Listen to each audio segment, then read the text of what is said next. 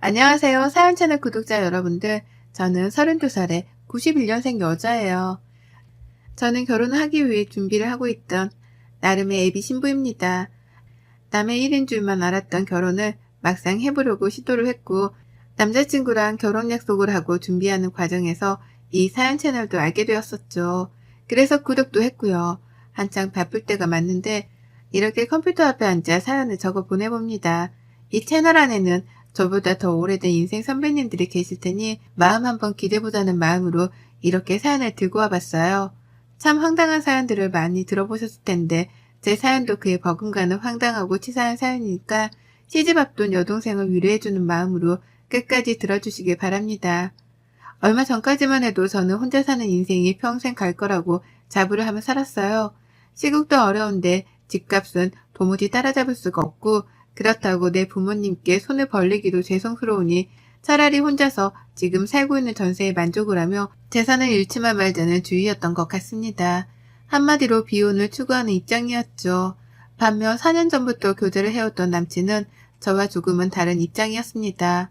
처음 사귀던 2년 동안에는 결혼이라는 단어에 대해서 단 한 번도 언급을 하지 않던 사람이었거든요. 물론 제가 비혼을 추구한다는 말을 간혹 꺼냈어서 제 눈치를 보느라 그랬을 수도 있고요. 하지만 2년 전부터는 가끔씩 아니 이 집만 하면 결혼을 하고 싶다는 뉘앙스의 말을 꺼내더라고요. 지나가다 아이들만 봐도 예뻐 죽겠다며 눈을 못 떼고 집에다 바래다 주는데도 헤어지는 게 싫다면서 저한테서 눈을 못 떼는 겁니다.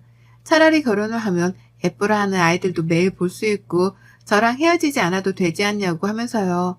어찌나 낯뜨겁고 간질간질 거리던지요. 이런 게 연애를 하는 기분인가 싶고 이 남자가 날 많이 좋아라 하는 것보다 싶으면서도 한편으로는 부담스럽고 오만 생각이 들며 혼자 복잡했었습니다. 그런데도 정신을 차려보니 제가 결혼 준비를 하게 되더라고요. 나 좋다고 하는 남자라면 결혼해서라도 그 마음의 변화는 없겠거니 했거든요. 프로포즈를 간소히 받았고 그때부터 본격적으로 저와 남친의 결혼 준비가 시작되었습니다. 각자 직장을 다니고 각자 일이 충분히 바쁜 걸 잘 아니까 서로 평일을 터치하진 않았어요. 다만 시간적인 여유를 가지고 주말이 되면 불이 나게라도 결혼 준비를 하려 했죠. 같이 카페에 가서 인터넷도 검색해보고 샵도 하나씩 다녀보기 시작하면서 말이에요. 이왕 결혼이 이르지 못한 김에 서두를 건 없다 싶었답니다. 그렇게 두 사람의 뜻에 맞게 준비를 잘 하고 있었는데 참나 참 별거로도 트집을 잡고 싸움을 일으키는 게 시댁이더라고요. 저에게만큼은 쓰일 일이 없을 줄 알았던 그 시무라는 존재가 결혼을 코앞에 두면서는 점점 더 크게 다가오기 시작했답니다. 왜냐면 애비 시어머니가 며느리 군기를 잡겠다고 결혼 전부터 나대기 시작하셨거든요. 그것도 치사하게 먹는 거 가지고서 말이에요. 애비 시부모님은 한 달 전쯤에 처음 뵙게 되었답니다. 그 전에 더 일찍 만날 수도 있었는데 남친이 자꾸만 만남을 피하려고 하더라고요. 그런 느낌을 계속해서 받았어요. 결혼을 하게 되었으니 적어도 인사는 먼저 드리고 최소한 허락이라도 받아야 하는 게 아니냐고 물어보면 남친은 늘 상관없다고 말을 했죠. 부모님은 자신의 의사를 100% 존중을 해주시는 분들이고 이미 제 사진도 몇 번 보여줘서 제 얼굴도 알고 있다고 말이에요. 그래서 부모님을 만나는 건 충분히 나중에 해도 되는 일이라고 말입니다. 처음엔 그냥 그런 거보다 했어요. 내 얼굴도 알고 있다고 하고 남친의 의사를 존중해주는 분들이라고 하니 적어도 젊은 자식의 앞길에 죄를 뿌리지는 않는 신세대스러운 분들이겠지 싶었답니다. 저희 부모님이 약간 그런 쪽이었거든요. 저 하는 일을 말리지 않고 무조건 존중해주고 응원해주는 분들 말이죠. 서로의 부모님이 비슷한 면이 많구나 싶어서 저로서는 오히려 더욱 호감이 갔었답니다. 그래서 남친이 하는 말대로 서두르지 않았어요. 나를 보고 싶어 한다면 예비 시부모님이 먼저 연락을 취해주시거나 필요할 때 남친이 약속을 잡아주겠거니 하면서 기다렸어요. 그러는 사이에 실제로 제가 회사 일이 바빠서 정신없이 일에만 몰두를 해야 했던 시기도 분명 있었고 그와 동시에 결혼 준비를 주말마다 해내보려고 하니 시간 자체가 너무 빠듯해서 예비 시부모님에 대한 생각은 까마득히 잊고 있었답니다. 그러는 중 남친이 한 달 전에야 예비 시부모님을 뵙자 말을 꺼내더라고요. 부모님이 저를 보고 싶어 하신다는 말이에요. 올 것이 왔다 싶었습니다. 그리고 한편으로는 너무 감사했어요. 나에게 관심이 없어서 보잔말을 안 하시는 건가 싶었는데 이제라도 보고 싶다 말씀을 해주셨다고 생각을 하니 긴장도 되었지만 설렘도 컸던 거죠. 열심히 잘 보일 준비를 했고 남친의 말에 따라 시어머니가 좋아하신다는 예쁜 꽃도 사갔고 시아버지랑 함께 나눠 드시라고 건강 홍삼 세트도 하나 사갔습니다. 이것도 제가 결혼을 먼저 한 회사 선배들한테 물어보고 또 물어봐서 정했던 선물이었어요. 제 나름 열심히 준비를 해간 선물 말이에요. 하지만 시작부터 그 선물 하나 때문에 저의 첫인상은 완전 개판이 되었답니다. 어머님이 꽃을 거들떠도 안 보시더라고요. 꽃을 들고 가는 그 순간부터 꽃에 한 5초 정도 진심을 다해 시선을 고정시키더니 제 손에 든 홍삼부터 집어서는 곧장 부엌으로 들어가시는 겁니다. 뒤따라 꽃을 들고 쫓아가면서 어디다가 놔둬야 하는 건지 슬쩍 물었는데 어머님은 에휴 쓸모있는 것도 많은데 왜 하필 꽃을 라고 대답을 하셨답니다. 정확히 이렇게요. 그 바람에 저는 눈치를 챘죠. 어머님이 꽃 말고 좀 더 돈이 되거나 먹을 수 있는 그런 것들을 바라시는 거구나 라고요. 하지만 어쩌겠어요. 이미 사온 꽃인걸요. 처음 보는 애비 며느리한테 그런 식으로밖에 말을 못하는 어머님이 살짝 밉기도 했지만 봐줬습니다. 처음이니까요. 둘 다 시어머니 대 며느리로 만나는 만남 자체가 처음이라 긴장을 했을 테니 그런 걸 대다 믿었습니다. 그리고는 꿋꿋이 버텼죠. 하지만 그날 저랑 어머님은 제대로 된 대화 자체가 되질 않았어요. 이미 어머님은 제가 마음에 안 드신다는 듯 눈도 잘 마주치지 않으셨고 급기야 제가 시아버님 도움으로 꽃병에 꽃을 꽂았는데 옆에서 저 잠깐 세워놓고 말씀하시더라고요. 너는 나이도 먹고 결혼하는 애가 시부모님 선물 사올 때 이거밖에 못 사오니? 나 같으면 홍삼 한 박스를 더 사온다거나 가방이라든지 말이야. 라고요. 그러면서 제 남친이 듣질 않게 바라시는지 목소리를 낮춰가면서 귓속 말하듯 말하시는데 기분이 쎄하더라고요. 선물을 받았으면 그냥 고맙다고 하면 될 것을 왜 이리 불만이 많으신가 싶어 말이죠. 남친 말로는 참 열려있고 개방적인 어머님이신 줄 알았는데 이제 보니 두 얼굴을 쓴 이중인격의 시모이구나 싶어 멍했습니다. 참고로 저는 저희 엄마가 어릴 적부터 할머니 그리고 고모들한테 시집살이를 당하시는 걸 진짜 많이 보고 자랐거든요. 쥐뿔도 없는 집안인데 시댁 사람들이라는 이유만으로 며느리한테 갑질하면서 일을 시키고 뽑아먹을 걸 다 뽑아먹으려고 하는 그런 집안이었죠. 그걸 보면서 결혼이라는 생활 자체에 이골이 날 만큼 난 저였습니다. 내가 엄마랑 똑같이 당하고만 살 사람이 아니다라고 생각했던 적도 수없이 많았네요. 그런데 그런 저인데 제 앞에 우리 할머니스러운 예비 시모가 나타난 겁니다. 예상치도 못한 예비 시모의 성질머리를 눈앞에서 직접 당해내고 목격하며 그제서야 하나둘 이해가 갔죠. 왜 남친이 자기 부모를 만나는 일을 계속해서 미뤄왔었는지에 대해서요. 남친도 자기 엄마 성질을 잘 알고서는 겁이 나서 제게 소개를 늦게 시켜주려고 했던 겁니다. 방금 전까지는 내게 최고의 신랑이 되어줄 것만 같았던 남친이었는데요. 예비 시모를 겪고 나서 본 남친은 그 누구보다 최악의 남편감으로 전락해버렸어요. 하지만 여기서 끝이 아니었답니다. 다 같이 밥을 먹는데 찜닭이 나왔어요. 예비 시모 집에 가 먹는 손님상인데도 익숙하더라고요. 왜냐면 제가 만든 거나 다름이 없었거든요. 요리를 하는 내내 어머님이 손님 대접을 해주기는 개뿔 자꾸만 도우미 취급을 하며 부엌으로 불러내시는 바람에 제가 거의 만들었다고 해도 과언이 아니었습니다. 그렇게 찜닭을 만들어 왔고 다리 달린 상을 차려내서는 부엌에서 모여 앉아 먹는데요. 옆에서 남친이 말도 못할 정도로 당면을 튀겨가며 먹더라고요. 처음이었어요. 밖에서 같이 외식을 하더라도 절대로 매너 없이 먹는 사람이 아니었는데 자기 집이라서 그런지 고삐 풀린 망아지 마냥 당면을 후루루 짭짭거리면서 사방팔방으로 양념을 튀긴 채로 먹었답니다. 처음에 너무 놀란 나머지 충격이라며 그 모습을 못 본 척 했어요. 그러다가 급기야 제가 상견례하는 마음으로 새로 사입고 간 제 정장 옷에 양념을 튀긴 거 보면서는 기겁을 하며 남친 이름을 불렀죠. 먹기 힘든 것 같아 보인다며 제가 직접 과일을 가져와다가 잘라주기도 했습니다. 먹기 편하라고 접시에 담아주기까지 하면서요. 그런데 이걸 보고 시어머니가 노발대발을 하시더라고요. 네가 뭔데 내 자식 단면을 잘라? 누가 면을 잘라? 나이를 그렇게 먹어놓고도 그런 거 함부로 자르면 복 나가는 것도 몰라? 라고요. 그제서야 저는 처음 알았습니다. 먹는 당면을 자르면 복이 나간다는 이 어처구니 없는 미신을 말이죠. 이 어처구니 없는 미신을 철석같이 믿으며 오두방정을 떠는 어머님을 눈앞에서 지켜보는데 속에서 한숨이 절로 새어나왔어요. 이 결혼은 아예 안 되겠다는 마음이 아주 굳건하게 들어서기 시작했고 벌써부터 예약한 몇 업체들을 취소할 생각에 머리가 어질어질 거렸습니다. 그런데도 그런 제 마음을 아는지 모르는지 앞에서 어머님은 아유 이런 것도 모르고 여태 어떻게 살았나 몰라. 그러면 평생 면이라면 다 이렇게 끓여 먹을 거 아니야. 그럼 그때마다 복이란 복은 죄다 도망 나갔을 거 아니야. 라고 하며 끊임없는 잔소리를 퍼부으셨어요. 아예 잘 배우질 못한 무개념의 애비 며느리 취급까지 하시는데 저는 속으로 애국과 사절을 완성할 만큼 정신을 가다듬기 위해 몸부림을 쳤답니다. 밥을 다 먹고 난 후에도 정신머리가 돌아오질 않았어요. 남친은 그제서야 제 눈치가 하나둘 보이는지 괜찮냐는 말도 여러 번을 물어봤는데요. 그러면 또 어머님은 여기가 사자울이야? 다 큰 애한테 뭘 자꾸 괜찮냐고 물어. 라고 하시면서 성질을 부리시더라고요. 난감해지는 건 사이에 껴있던 저였죠. 그렇게 불편하고 가시방석과도 다름이 없는 집안에서 저는 한마디 대꾸도 하지 못한 채 집을 나왔습니다.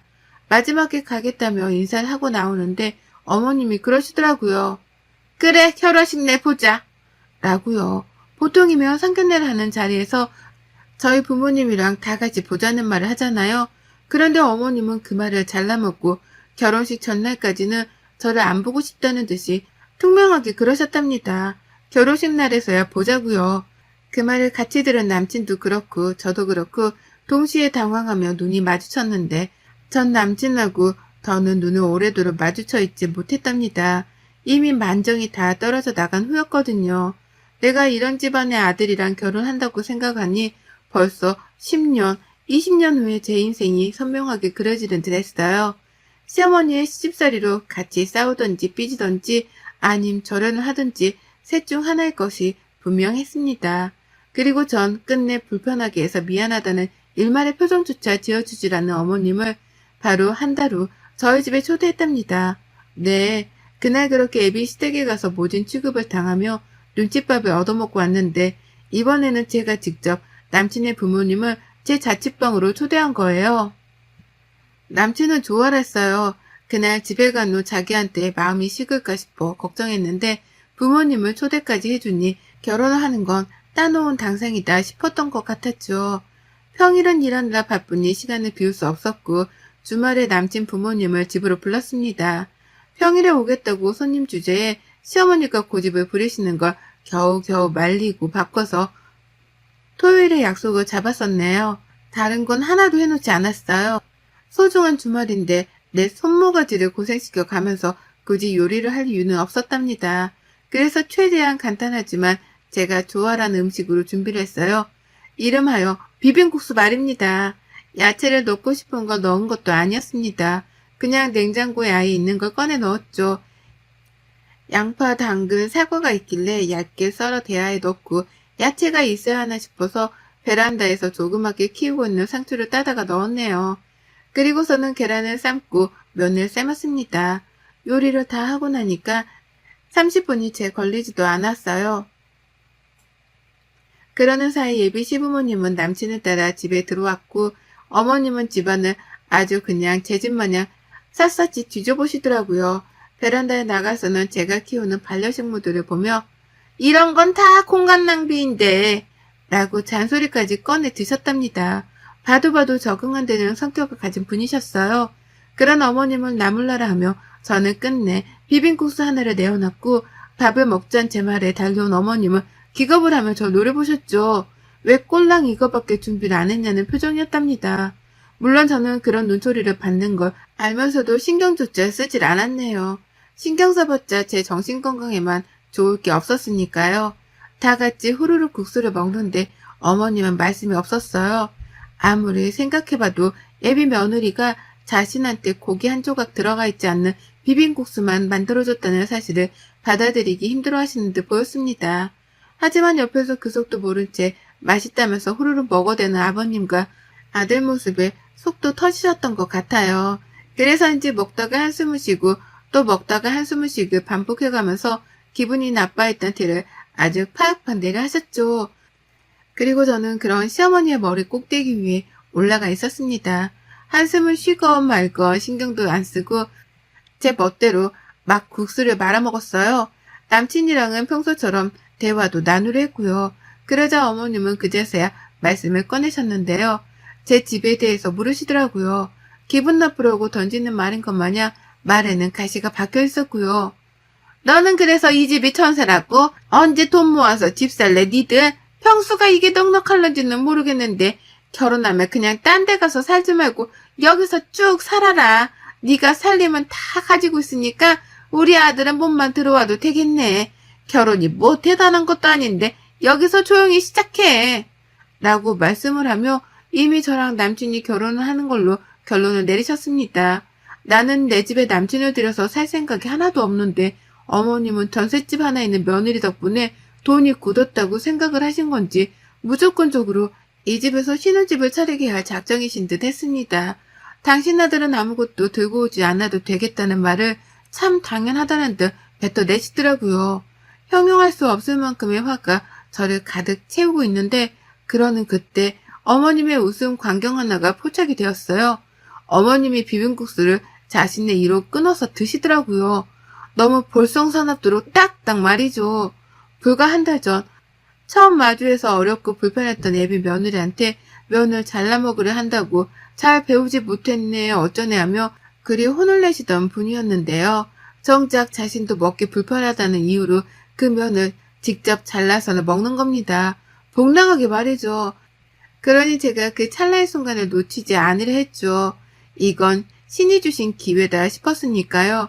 그 꼴을 보자마자 뒤도 안 돌아보고 부엌으로 냅다 들어가 버렸습니다. 그리고는 한켠에 놓여져 있는 생면을 제 주먹 안에 양껏 쥐고서 나왔어요. 어머님은 국수를 먹다 말고 쟤가 왜 저래? 라는 말까지 하시면서 저를 뒤돌아 쫓아보셨고 그 주변을 따라 남친이랑 아버님까지도 저를 쳐다보시더라고요. 저는 그 모든 사람들의 시선을 한 몸에 받으면서 주먹에 쥔 생면을 시어머니 국수 그릇에다가 집어넣었습니다. 어머님은 어쩔 줄 몰라 하며 당황해했죠. 나 더는 안 먹을 거야. 이걸 왜 나한테 줘? 라고 하면서 비빔양면이 하나도 비벼지지 않는 흰 생면을 보며 맛대가리 없는 음식이라도 마주한 것 마냥 표정을 일그러뜨리셨어요. 그런 어머니께 저는 바로 잔소리를 퍼부어댔죠. 아니 복 나가는 일이라고 사람을 그렇게 망신을 줘가면서 혼을 낼 때가 엊그제인데 어머님 지금 뭐 하시는 거예요? 왜 그 면을 잘라 먹어요? 복 나가는 거 몰라요? 복 나가게 누가 면을 잘라 먹으래요? 왜 잘라 먹냐고요? 나보고는 잘라 먹지 말라면서요. 라고 말이에요. 이런 제 말에 어머님은 그제서야 제가 한 행동을 이해라도 하신 건지 입을 쫙 벌린 채로 천장을 올려다 봤습니다. 옆에서 남친은 그러네 잘라 먹었네 라면서 누구부터 말려야 하나 쌍방을 바라보며 두리번거렸고 저는 시어머니와의 눈싸움에서 지지 않으려고 일부러 더 씩씩대가며 화를 표현했어요. 어머님은 여전히 충격을 받으셨는지 전만큼이나 잔소리를 퍼붓지 못하셨습니다. 흰 생면을 보고 밥맛이라도 떨어지신 건지 젓가락까지 내려놓고서는 아유 나 안 먹어 라고 하며 새초롬하게 자리에서 일어섰는데요. 그런 어머님께 저는 두 번 생각하지도 않고 말씀드렸어요. 안 되실 거면 이제 집이나 가세요. 저랑 무슨 인연이 있으시다고 남의 집에 들어와서 밥도 안 먹을 건데 있으려고 하세요? 라고요. 그 말에 이번에 남친까지 나서서 제가 너무하다며 절 말리라 하더라고요. 어머님도 시어머니 될 사람한테 말을 그따위로 하려 한다며 화를 내기 시작하셨고요. 하지만 이내 제가 뱉어낸 말에 모든 남친의 식구들은 입을 다물어 버렸답니다. 왜냐고요? 제가 그랬거든요. 이 결혼은 이미 한 달 전에 처음 뵀을 때부터 깨졌다고요. 이런 시어머니를 둔 집안으로는 절대로 가족이 되어 들어갈 생각이 없으니 니들끼리 김칫국 마시지 말고 얼른 남의 집에서 나가 사라지라며 선전포고를 했답니다. 결혼 생각이 일도 없는 나를 앞에 두고 왜 니들끼리 예비 며느리, 예비 시어머니 하면서 김칫국을 마시는 거냐고요. 이 집이 전세인 것도 맞고 집이 좀 좁은 것도 맞지만 그래서 나 혼자 평생 살 거고 나 말고 다른 놈은 공짜로 집안에 들일 생각이 없으니 전세라도 가지고 있는 며느리는 딴 데서 찾아보라며 시어머니께는 제짜 경고의 쐐기를 날렸답니다. 나한테 빌부터 아들놈을 결혼시킬 생각은 꿈에도 꾸지 말라는 뜻에서요. 그러니 어쩌나요? 어머님은 그 상황 자체가 너무 민망스럽고 자존심도 상하신 듯 보였어요. 혼자 막 알 수 없는 방언을 날리면서 아버님께 빨리 나가자고 호들갑을 떠시더니만 핸드백까지 놓고서는 바로 집을 나가버리셨답니다. 제 앞에서 망신당한 게 쪽팔려 정신없이 도망을 치셨던 거죠. 가장 뒤늦게까지 제 집에 남아있던 남친은 저한테까지 재차 묻더라고요. 정말 결혼을 안 하려고 하는 거냐고, 정말 이게 진심이냐고 말이죠. 왜 갑자기 밥을 먹다 이렇게 싸움이 커진 거냐고, 저번에 집에서 엄마한테 혼이 나서 그런 거냐고 말이에요. 이 일을 가지고서 남친은 겨우 예비 시어머니한테 혼이 나서 버린 저의 복수 같은 걸로만 취급을 하려 하더라고요. 심각성을 잘 알지 못하는 듯 보였답니다. 그래서 저는 재차 확답을 해줬어요. 너랑 결혼 안 해. 안 해. 라고 말이에요. 그 말에 남친은 어머님을 대신해서 사과를 하다가 결국 지도 자존심이 상했던지 자기 엄마 핸드백을 챙기고 집을 나가버렸답니다. 죄인처럼 어깨도 못 펴고 나가는 게 안쓰러워 보이긴 했지만 그로써 저는 마침내 해방감을 느꼈답니다. 잠깐 동안 결혼하겠다고 설레발을 치고 다녔던 것이 조금은 부끄러울 만큼 지금의 저는 다시금 혼자의 자유를 되찾고 지긋지긋했던 이 예비 시댁하고 손절을 쳤어요. 결혼을 했으면 평생 발목이 붙잡혀 살았을 텐데 손절을 치고 남남이 되니 이렇게는 행복할 수가 없습니다. 다시 행복을 찾게 해준 비혼 생활이니 더 좋은 집안과 사람을 만나기 전까지는 이 비혼 생활을 잊지 않고 이어나갈래요. 여러분의 생각은 댓글로 남겨주세요. 오늘도 시청해 주셔서 정말 감사합니다.